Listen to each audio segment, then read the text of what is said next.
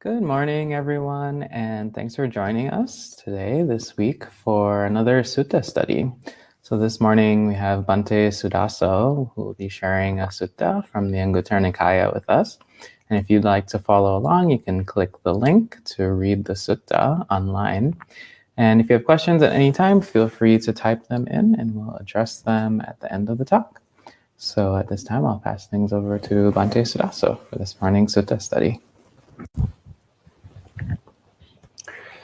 Namo tassa bhagavato arahato samma sambuddhassa. Namo tassa bhagavato arahato samma sambuddhassa. Namo tassa bhagavato arahato samma sambuddhassa. Buddhang dhammang sanghang namassami. Good morning, friends, or good evening if you're on the other side of the world. So today we'll be going through Anguttara Nikaya 6.61, Madhye Sutta, which is translated here as in the middle.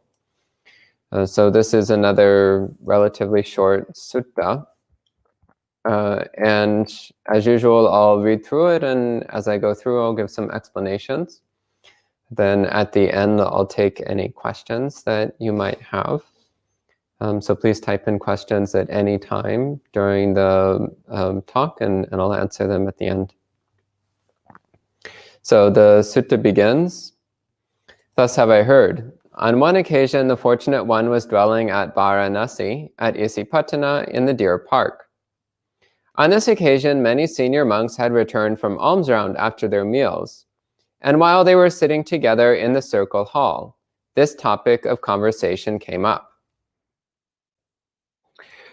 Venerables, in the Parayana, in the questions of Metteyya, this was said by the fortunate one. A sage who has known both ends and who does not stick in the middle, I call that one a great person, who has here transcended the seamstress. Venerables, what is one end? What is the second end? What is in the middle? Who is the seamstress?" So this is setting the stage for this discourse. So this is a group of senior monks who are discussing the Dhamma. And in particular, they're discussing a short quote from one of the suttas. And the quote that they're referring to comes from the Sutta Nipata, which is a collection of short poetic teachings that the Buddha gave. And in particular, it's from the chapter called the Parayana, which was a series of questions asked by a group of Brahmins who came to see the Buddha. So it was a Brahmin teacher along with a group of that Brahmin students came to see the Buddha, and each one of them had a question for the Buddha. And I actually find this already really adorable, that like this group of Brahmin students came and each one had prepared their question, like what question are they going to ask to the great master? And then to each question, the Buddha gives these incredibly profound, concise and beautiful answers. And the Parayana is referred to in many places in the suttas. So apparently, even in the time of the Buddha, this was already a very popular series of teachings that people would memorize and recite. So of course, whenever the Buddha gave a teaching, people would memorize it and recite it over and over again and reflect on its meaning. But the Parayana in particular seems to have had a broad popular appeal. So Metteyya was the name of one of the Brahmin students who came to see the Buddha on that occasion. And I didn't actually look up what Metteyya's question was, but that doesn't really matter because we're interested here in the Buddha's answer. So the Buddha gives this cryptic answer So the monks are discussing, what could the Buddha have meant by this? What did he mean by a sage who has known both ends and who does not stick in the middle? What did he mean by that? And what does he mean when he says transcending the seamstress? What is he talking about? And so then the bulk of this sutta is the monks each giving their own interpretations on what this means. So I'll read through the interpretations they give, and I'll give some commentary on each one. So the sutta continues. When this was said, one monk said to the senior monks, "Venerables, contact is one end. The origin of contact is the second end. The cessation of contact is in the middle, and craving is the seamstress. For it is craving that stitches one to the manifestation of one existence after another. Venerables, this is how a monk has superior knowledge of what is to be known with superior knowledge, and completely knows what is to be completely known. Having superior knowledge of what is to be known with superior knowledge, and completely knowing what is to be completely known, one here and now brings suffering to its end." So this is the first explanation that we see. So this monk, he's saying sense contact, so seeing, hearing, smelling, tasting, touching, and thinking. So the 6 kinds of sense contact. He's saying that's one end. And the other end is the origin of contact, the source of contact. If we reflect on dependent origination, paticca samuppada, what's the origin of contact? Well, the origin of contact is the 6 senses, which comes from your mind and your body. Well, what's the origin of mind and body? Well, that comes from consciousness, and that comes from conditional phenomena, and that comes from ignorance. So fundamentally, the origin of sense contact is ignorance. It's delusion. It's misunderstanding the nature of reality. So we don't want to get stuck on the end of just fixating on sensory experiences, but we also don't want to get stuck on the fundamental ignorance from which sensory experience arises in the first place. So what's in the middle? Well, the middle is the cessation of contact. So sense contact comes into being because of our fundamental delusion, our delusion of separate self. The delusion, I exist, I am this body and mind, and I am seeing, hearing, smelling, tasting, touching those things over there. So that's the origin of contact, the arising of the experience of contact. So what's the cessation of contact? Well, with the removal of ignorance, the removal of delusion, letting go of the delusion of separate self, the delusion of self-identity, then there no longer is that sense of I am this body and mind. There's no longer the sense of I am seeing, hearing, smelling, tasting, touching, and so on. So that's the middle. But we also don't want to get stuck on that particular kind of experience. Another way of relating to this, by the way, cessation of sense contact, is it can also refer to what can happen in very deep states of samadhi. In very deep states of samadhi, then one can get to a point where sensory contact seems to stop. So in particular, in the formless attainments, the attainments beyond 4th jhana, one can get into states of mind where the body disappears entirely and there's no sensory contact happening through the body. But that's just another temporary experience. It's just another way of experiencing reality, but it's not ultimate truth. So here, saying, so not getting stuck on one end, which is the ordinary experience of sensory contacts, the ordinary perception of I am feeling those things. Not getting stuck on the other end, which is the origin of sensory contacts, or our fundamental sense of self-identity, which leads to the manifestation of sense contact, sensory experience. But the Buddha says also not to get stuck in the middle. So in the middle then is cessation of contact. So either a samadhi-born experience where bodily experience seems to come to an end, which it's actually quite, well, common is not the right word, but it's not unusual for someone to have a deep experience of concentration in meditation practice, and the body seems to disappear. There's a sense of peacefulness, deep peacefulness that comes from sensory impingement temporarily stopping. And often when that happens, a person has the misunderstanding of the experience. They think they've attained enlightenment, or they think they've attained some deep wisdom or some deep insight. But actually that's not the case. All that's happened is that through concentration, the mind has temporarily withdrawn from sensory experience. That's all that's happened. It's kind of like if you have music playing 24/7 and then you turn it off for a few minutes. Well, suddenly there's silence. And it's interesting because that's what you're not used to. But it's not the ultimate nature of reality. It's just that you turned off the music for a few minutes. So similarly, you can turn off your sensory contact for a little while, but that doesn't mean you've attained any wisdom.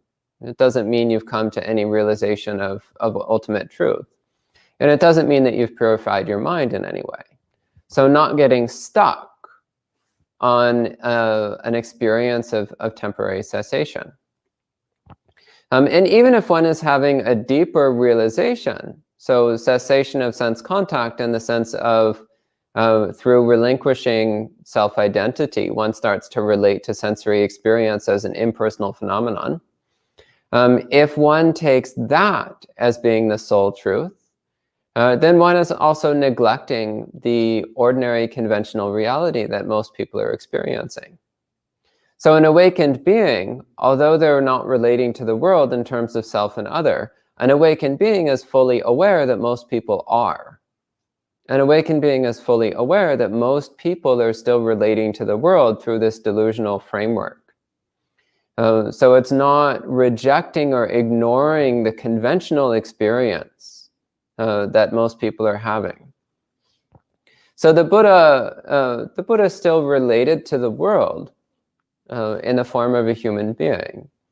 He still interacted with the world as other humans did. And he was fully capable of empathizing with unenlightened beings because he'd been there. He remembered, he knew what it is to be unenlightened. So this is another way of interpreting the statement of not to get stuck in cessation of contact. So it's not getting stuck in fixating on the absolute to the point where we neglect the conventional. And then finally, craving is the seamstress. It is craving that stitches one to the manifestation of one existence after another. So I find this metaphor quite evocative. So anyone who's done any sewing, especially hand sewing, so you have your needle and thread and you're stitching and stitching and stitching. And from the outside, it actually looks like each stitch is an individual little length of thread. But you know that it's actually one single piece of thread that keeps weaving in and out of the fabric. Similarly, we seem to have one life after another, but it's actually not separate lives. It's just one seamless continuity of delusional self-existence. It's one seamless continuity of the illusion of self-being. But it's that momentum of craving, of constantly wanting more experiences, constantly wanting the experience of self-existence, constantly wanting this and that, that keeps dragging the thread through the fabric and creating this experience of one existence after another. So stitching together life after life. Another way of taking this image of stitching together is that when you have two pieces of fabric, you bring them together and you hold them together through the thread. That's another way of relating to it. So you're taking one layer of fabric after another and you're stitching them together with craving. So we're taking one experience after another and we're stitching it together. We're binding it together through our constant desire for more experiences, our constant desire for more self-experience. So then the next monk says, he says, Venerables, the past is one end. The future is the second end. The present is in the middle. And craving is the seamstress, for it is craving that stitches one to the manifestation of one existence after another. Venerables, this is how a monk here and now brings suffering to its end. So this is actually the first interpretation that came to mind. So when I read the Buddhist poem, a sage who has known both ends and who does not stick in the middle, I immediately went to thinking past, future, present. So past and future are the two ends, and present is the middle, which we're trying not to get stuck in.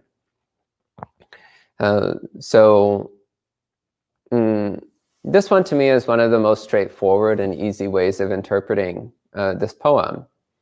So one doesn't get stuck in the past or in the future. One doesn't cling to past or to future. This is something that we see throughout the suttas. One of the more well-known examples of this is the Bhante Sutta, the poem which starts, one should not run back to the past or place hopes on the future, but rather to see the present moment with insight, to see each arising present moment with insight. Well, this poem here in the sutta is taking it one step further, and it's saying, yeah, don't cling to the past, don't cling to the future, but also don't cling to the present. Don't get stuck in the present either. And in the Mahayana text, they take this even one step farther, and they say there is no past, there is no future, and there is no present. So this is pointing at the same thing. It's indicating that the production of the experience of time is a function of an unenlightened mind. It's the function of a delusional mind. Because it's always the perspective of me in relationship to past, present, and future. In the past, I was like this. Now I am like this. In the future, I will be like that. It's always in relationship to our sense of self. It's always placing me somewhere in the spectrum of time. So one of the ways of approaching Buddhist practice then is that we are recognizing that the past is illusion. The past is not real. It's just images in the mind. So why would we make a big deal out of some illusory images in the mind? So you drop the past. It has no relevance to us. You can learn from it, but you don't want to take it as real, because it's not. It's just illusory images in the mind. And the future, what is the future? It's just imagination. It's not real either. It's just some imaginings of something which might happen. So of course, if you need to plan something, such as so-and-so is coming for tea at 2 o'clock, well, then you make your plans and you get the tea ready and so on. Of course, that's normal. But you still recognize this is just imaginings. It's not real. It's just images in the mind, illusory images in the mind. So Miss So-and-so coming for tea at 2 o'clock is just some idea. It's not an actual lived experience. But then, of course, it goes one step farther, and it's like, well, don't get stuck in the present either. What is the present? It's just illusory images in the mind. It's actually no different than past and future. It's no more real than past and future. So one common mistake which happens along the course of a spiritual practice. So in the beginning, before spiritual practice, one thinks the past was real. I have real, definite memories of the past. The future, I'm definitely acting as though it's real. And the present is definitely real because I'm right here. Then as one starts to develop one's practice, then one can start to recognize that the past and the future are not real. So one starts to let go of past and future. But then one gets deeply stuck in the perception of the present moment as being solid, stable, genuine, and real. I am right here having this experience. This is real. But that's also a mistake. That's affirming the delusion of permanence. It's affirming the delusion of self-identity. It's affirming the delusion of self-existence. It's just getting us stuck in another way. So we want to clearly see the present experience, of course. We want to know it for what it is, because what it is insubstantial. What it is impermanent. It's empty. There's not really anything here. And there's no me here. There's no self here. So not clinging to the past, not clinging to the future, and not getting stuck in the middle.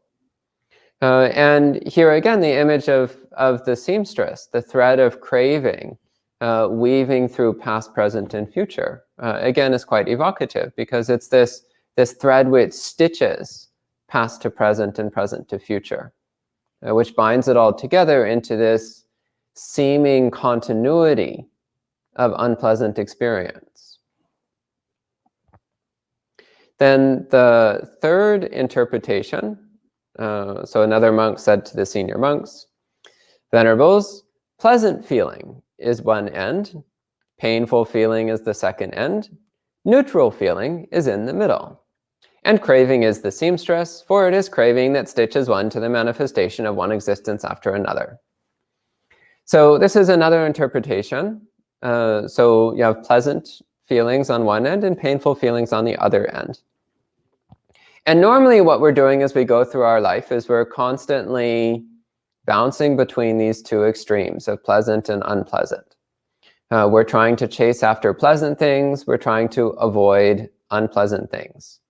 We're trying to chase after what will reduce our unpleasant feelings and maintain our pleasant feelings. So we're constantly yo-yoing our way through life, bouncing around like a ping pong ball, desperately pursuing the hopeless quest of permanent, perfect, pleasant feeling with no unpleasant feeling.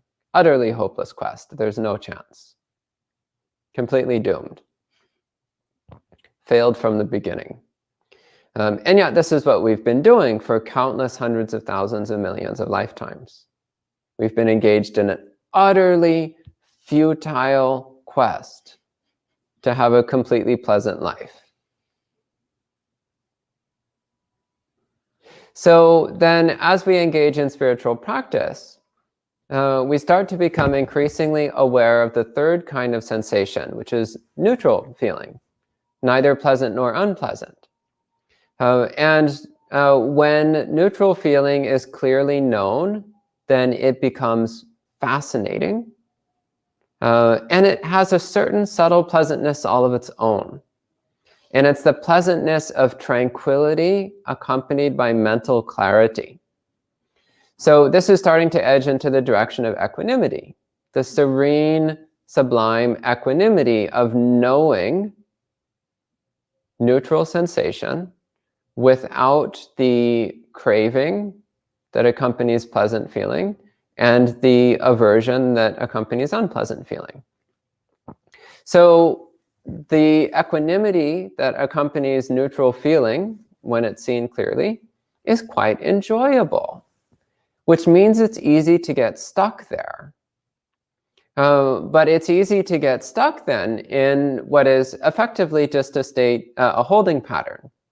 So it's a state of tranquility, but it's not leading towards higher wisdom. So if one is simply practicing equanimity, just enjoying the serenity of not being caught up in intense sensation, well, that's pleasant, it's nice, it's enjoyable. It's a samadhi state, it's a state of concentration. but it doesn't lead to enlightenment. And eventually, our underlying defilements will bubble to the surface again, and we'll start getting bored, or irritated, or spacey, or confused. And then we'll just go right back in our old patterns of doing unwholesome things. So equanimity is wonderful, but it must be accompanied by wisdom, by the development of wisdom. Otherwise, it doesn't produce any long-lasting benefit.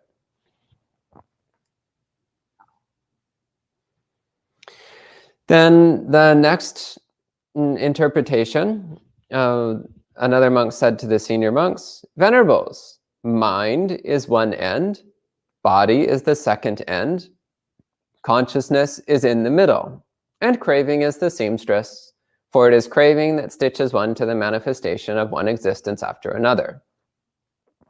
So this is another interesting interpretation. So we have body and mind. So normally we identify as body and mind. We think, I am this body, I am this mind. Often we don't even piece the two apart. We just think, I am this body-mind. But as one starts to develop one's spiritual practice, one can start to recognize, no, I'm not this body. This body is just this chunk of meat, this meat puppet that I use to interact with the other meat puppets. And then we start to think, well, I am the mind, which manipulates the meat puppets. But as we progress further in our practice, we start to realize we're not the mind either. The mind is just this bizarre concoction of habitual thoughts and emotions, which we don't actually have that much control over because it's dependent upon past conditions. So we're like, well, I guess I'm not the body and I'm not the mind. I am the consciousness. That's me. I am the awareness. I am that which knows. I am that which knows and sees this body and mind. That's who I am. I am consciousness. And the Buddha says, no, you're not. That's not you either. You're not the body, you're not the mind, and you are not consciousness. You are not awareness. So saying consciousness is in the middle, and the sage does not get stuck in the middle. This is saying, again, that we also should not identify as consciousness. We should see that consciousness also is a conditionally arisen phenomenon that is impermanent, unsatisfying, and impersonal. It's just as illusory and empty of reality as everything else is. It's not who we really are. It's just another aspect of samsara. It's just another aspect of conventional reality. Another aspect of conditional phenomena. So not getting stuck in consciousness and not identifying as awareness, because that's not who we are either.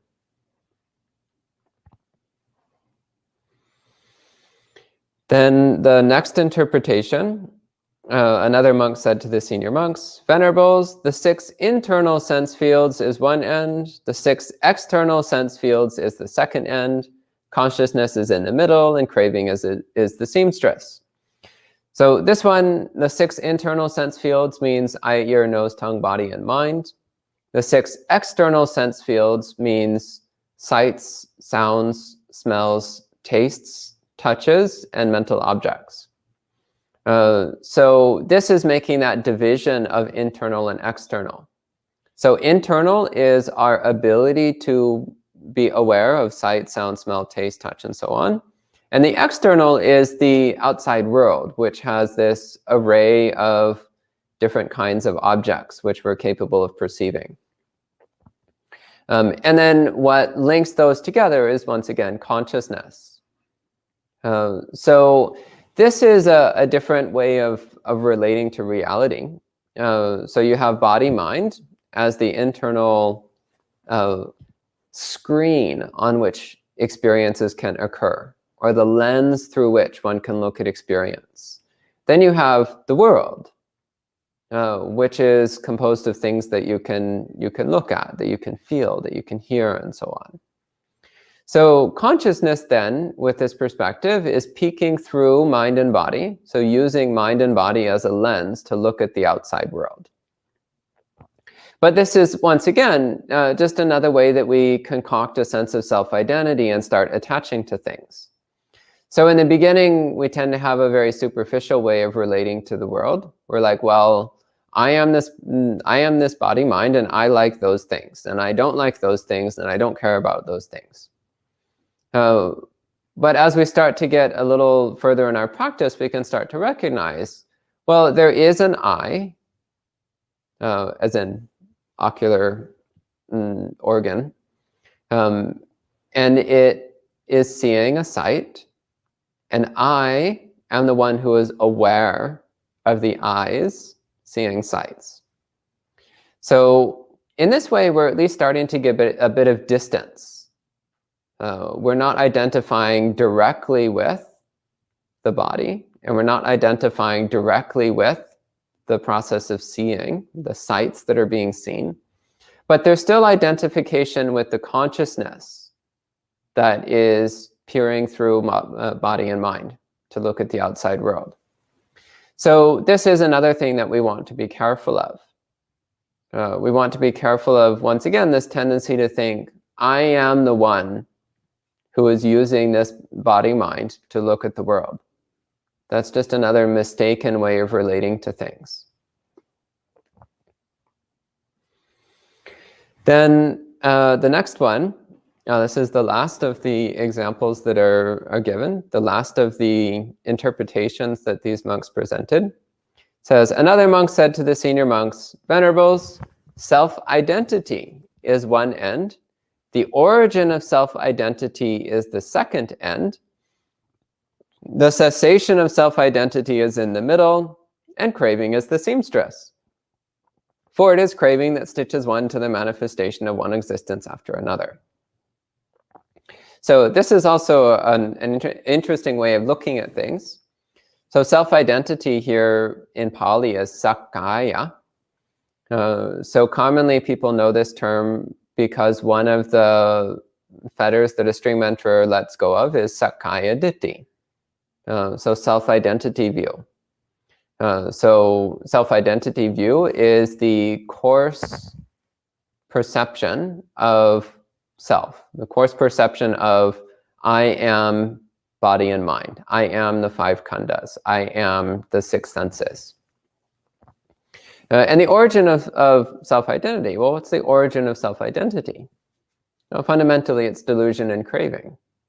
It's the delusion that we are an independent, self-existent being, and the craving for ongoing self-existence, and the craving to know what we are, the craving to identify as something, the craving to find a body-mind that we can say is me, the craving to have experiences through a body-mind that we think is me. So that's the origin of self-identity. And the cessation of self-identity is in the middle. Again, this is an interesting statement because the cessation of self-identity would seem to be the attainment of stream entry. So that would seem to be actually quite a desirable thing. So why would that be said to be in the middle when the Buddha says the one doesn't get stuck in the middle? Well, one interpretation of this is to say that one should not stop at stream entry. If one attains stream entry, then one should keep moving forward because there's still deeper and more subtle layers of attachment and craving happening. There's still deeper and more subtle layers of delusion. But even prior to the attainment of stream entry, there can be, as one starts to let go of layers of self-identity, again, there can be a tendency to settle. There can be a tendency to say, oh, well, I'm a lot better than I used to be, so now I'm just going to hang out until I die, everything's fine. It's like, well, okay, you're better than you used to be, that's good. You enlightened yet? No? Then there's still lots to be done. So don't stop your forward momentum just because you've made a bit of progress. Then the sutta continues. It says, when this was said, another monk said to the senior monks, Venerables, We have all explained according to our own inspiration. So inspiration here is patibhana. We've all explained according to our own inspiration. Come, venerables, let us go to the Fortunate One and report this to him. We will remember whatever explanation the Fortunate One gives.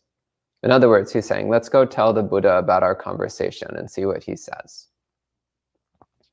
Yes, Venerable, the senior monks replied to that monk.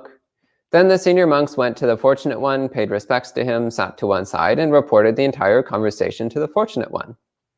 And they say, Bhante, who spoke well? In other words, who got this right? Who had the right answer? And the Buddha says, monks, all of you spoke well in some way. In other words, the Buddha is saying, every one of you gave an accurate and useful interpretation. Every one of you spoke Dhamma. Every one of you said something that was correct.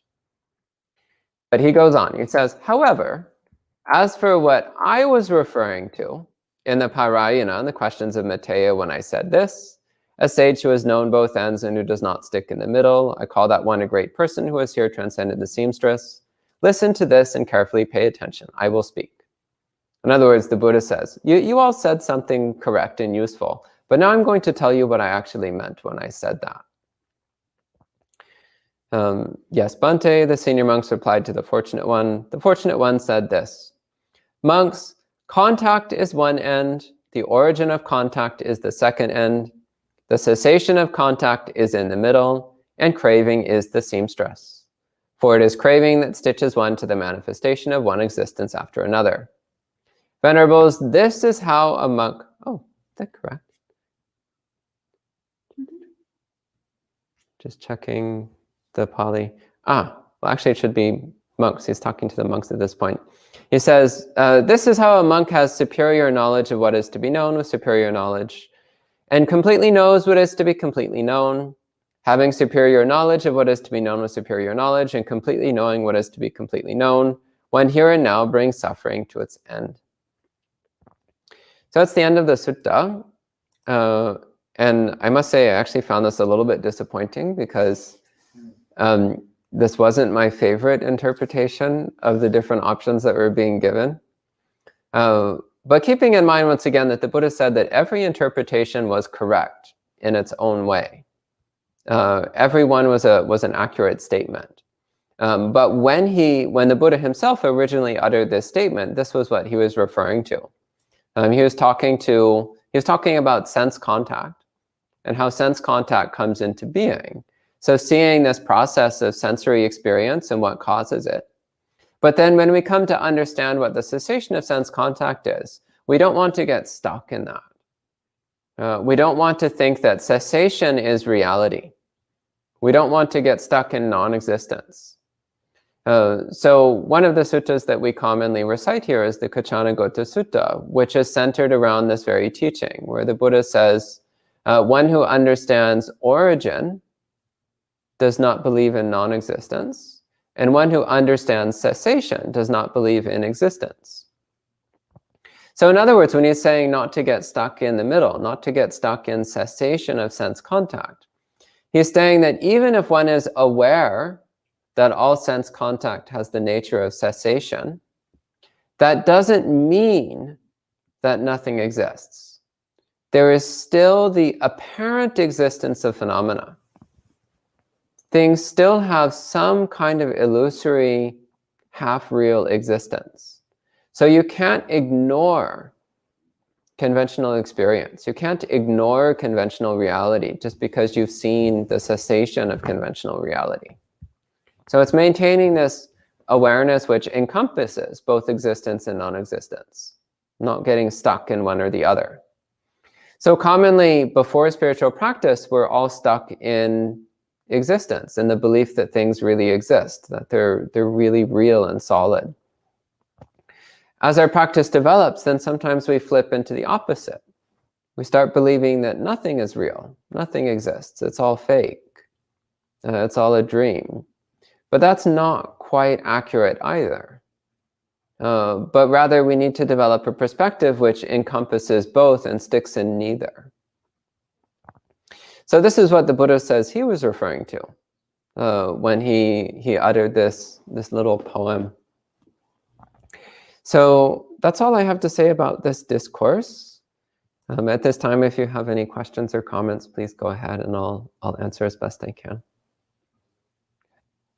Okay, thanks for sharing, Bhante. And good morning to some of our friends joining in. So hello, Gita, Alexandra, Kyle, Elaine, Ron, Michael, Yan, Zadine, Kauser friend, Mike, and Kumu. And let's see. So Gita has a question. Bhante, can one see this as being a lump of foam?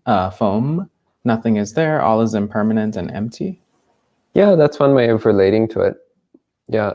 So the lump of foam actually is one of the similes that the Buddha gave, which I find quite evocative. And that a lump of foam is something which it seems very solid and substantial, but when you look closely, it's actually hollow and insubstantial.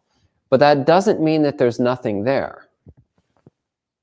So this is what's challenging, is that the Buddha is not saying that things don't exist, but he is saying that they're not what they seem to be. Things seem to be solid and substantial and real, and he's saying that's not what they are. But it's also not correct to say that there's nothing there at all. Okay? And then Kumu says, Bhante, yesterday I taped a bumblebee moving from one azalea flower to another, not more than a second on any particular flower, because it was moving so fast. Is the bumblebee a simile for craving? That's pretty good. Yeah. Yeah. And then Elaine says, happy belated birthday, Venerable, but I'm not sure why she's saying that. Very belated, since my birthday was 8 months ago now. So either that's a very belated birthday or a quite early birthday. But either way, I'll take it. Thank you. Yeah. Or every day we are reborn, so. There's that. Unhappy rebirth day.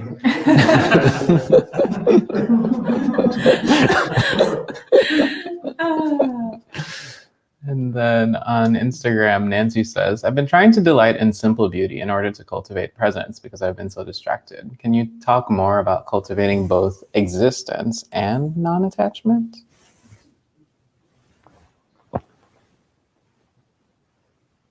Whatever you're aware of, be aware that it's impermanent. It's constantly changing. Yeah. It's amazing how powerful that practice is. Yeah. And Melissa on YouTube says, much skill is needed to not plummet. Yeah. True. And Elaine says, whoops, my bad. Yeah, coming back to that comment, Melissa, this is one reason why the Buddha put so much emphasis on cultivating joy in our practice. And so we should constantly be cultivating joy and happiness and gladness, satisfaction and enjoyment of our spiritual practice. Because otherwise it can all get very depressing, and that's not useful. The path to enlightenment is paved with joy. It's not paved with depression.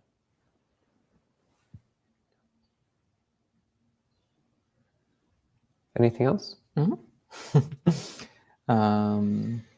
Melissa says, it's interesting. It made me think of a warrior sharpening his sword, but never seeing battle.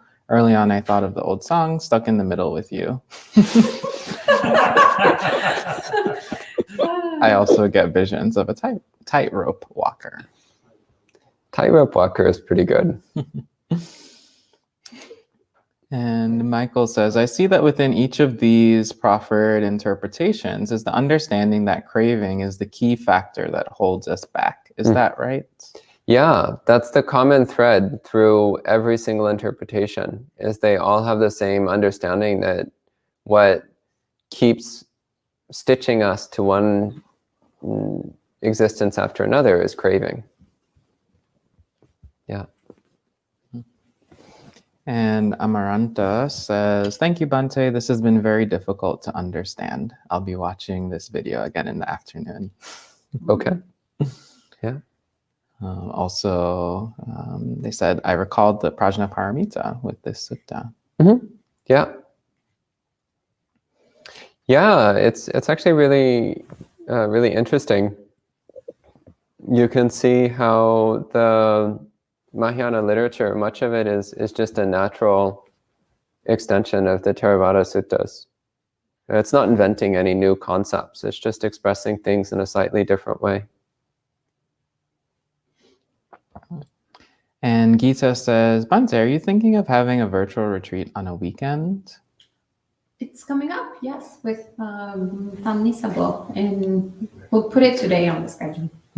So in about 2 weeks, Gita, there will be a virtual retreat. So stay tuned. You'll see it pop up on the schedule at some point. And Celestino says, how can one understand the self and not self without getting to know karma, the law of the universe, not in the mind as concepts, but deep in the heart? So how can one understand basically karma deep in the heart, not just intellectually? Pay attention to your choices and see how they affect your mind. Yeah, you can see it all the time. Okay. And Ramon says, something Bhante said that caught my attention is the concept of delusion of existence. Is that true? Existence is a delusion? Thank you. Self-existence is a delusion. Existence is just one way of perceiving reality. So the Buddha says there's two ways of perceiving reality. There's the perception that things exist and the perception that things don't exist. And he says that neither perception is correct. Both seems to be true from one angle, but both can be seen to not be true from the other angle. So we're not getting stuck in either. We don't say that these things are real, that they really exist, but we also don't say that they're not existing. We don't say that they're not real either. Okay.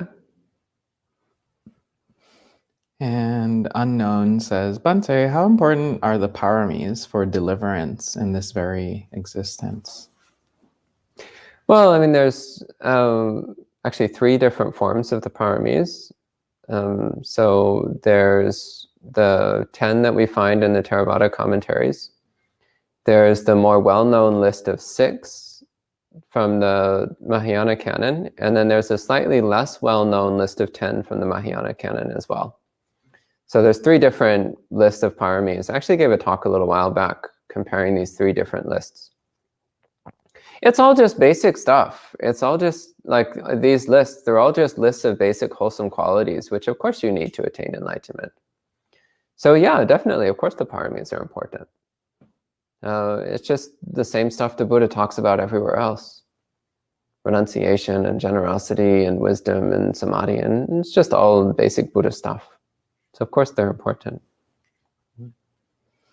And good to see Marielle, Michael, and Miguel joining as well. And Kumu says, is a need not a craving? How can we really know the difference? Craving creates suffering and fulfilling a need does not create suffering? Is that it? It's not that simple.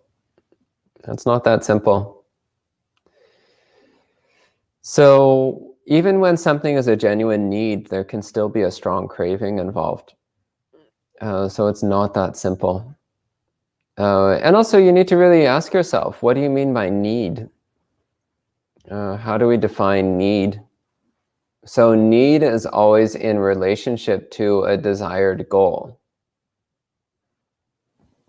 So even if that desired goal is something that's healthy or beneficial, nonetheless, what we call a need is only a need if we want to get that goal. So for example, you might say, well, I need to get on the bus. Well, no, you don't. But if you're trying to get to the other side of town, then getting on a bus would be helpful. Doesn't mean you need to get on the bus. It's not a need. It's just something that would be helpful for achieving a particular end. It's the same. You might say, oh, I'm hungry, I need to eat. Well, that's not a true statement. You don't need to eat. However, if you want to stop feeling hungry, eating is a pretty direct way of doing that. So it's important to get a better understanding of what we think our needs are, and to realize that ultimately there's no such thing as a need. There are just ways of achieving particular results. So what we're trying to do in Buddhist practice is to really get beyond the whole concept of needs and wants and all that, and rather just ask ourselves, what is it we're trying to achieve with this life? What are our goals, and what is helpful for attaining those goals? And of course, we want to have wholesome goals, goals based upon compassion, based upon renunciation, based upon wisdom. And optimally, we want our goal to be awakening. So then you ask yourselves, well, what's of benefit to that end? What helps us achieve that end? So you can actually navigate life perfectly well without ever using the word need. You don't need it. You don't need the word need. Okay? And that seems to be the final question online anyway. I don't know if there are any live audience in-person questions. No, depending on how much time is left. 7 minutes. Oh, okay. Then I will ask a question connected with the consciousness element. So first, quick comment regarding practice.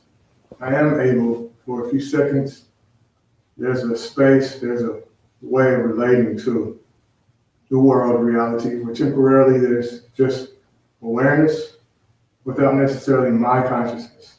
But then quickly, my body or my thought comes back online.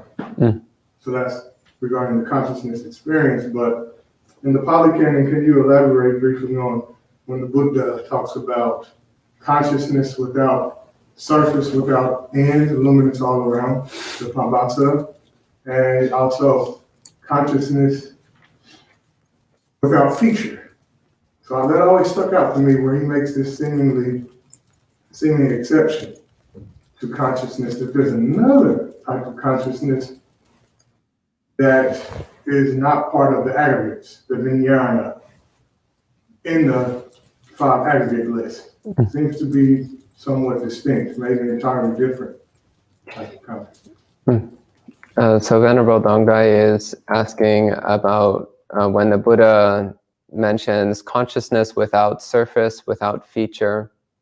And I'd actually love to talk about that, but that's not a 5-minute answer. That's more like an entire Dhamma talk. And it's also something which people have been debating for 2,500 years without end. But lots of features. Yeah, no end, but lots of features. So I'd love to talk about that, but I think not this morning. I'll put it on the list though. Yeah. And a question from Roy popped up. Is a need towards a wholesome goal, then, a wholesome need, not craving, perhaps? Stop saying need. You're missing the point. Rather ask, what is helpful for achieving wholesome goals? That's better.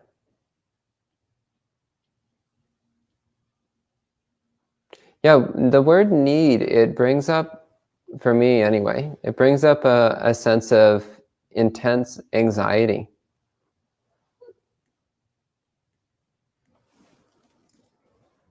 It's not helpful to think in those terms. Rather, just ask yourself, what is useful for reaching one's goal? And you might find that there's actually many things that are useful. And no particular one of them is necessary per se, at least not right now. But you can apply any of these many different supports. So what is a support for achieving your wholesome goals? Okay. And there were a few questions, but they're off topic. So thanks for asking. But if you can join us on Friday evening at 7:30 p.m. New York City time, we'll have monk chat, and you'll be able to ask questions on any topic related to Buddhist practice to a panel of monastics here at Empty Cloud. So if you can join us on Friday evening for that, please do. Save your question, or also email it to us or send us a message if you can't make it on Friday. But otherwise, thanks everyone for joining us. Thanks for your questions and your attention. And you can join us tonight at 7:30 p.m. for our Dharma talk and some guided meditation. And then tomorrow morning again for a Sutta study and the same schedule in the evening. So we can end this morning with 3 sadhus.